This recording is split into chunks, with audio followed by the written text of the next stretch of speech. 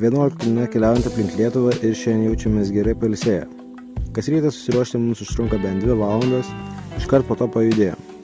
Žaibiškai numynėm pirmus 40 km ir aplankėme Šakališkių uolą.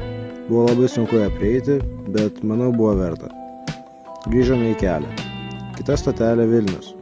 Tačiau čia veikia kelio darbai ir kepinantis saulė labai sulėtino tempą. Jau kelias dienas svajojom apie labai sočius pietus. Jos gavome talutį.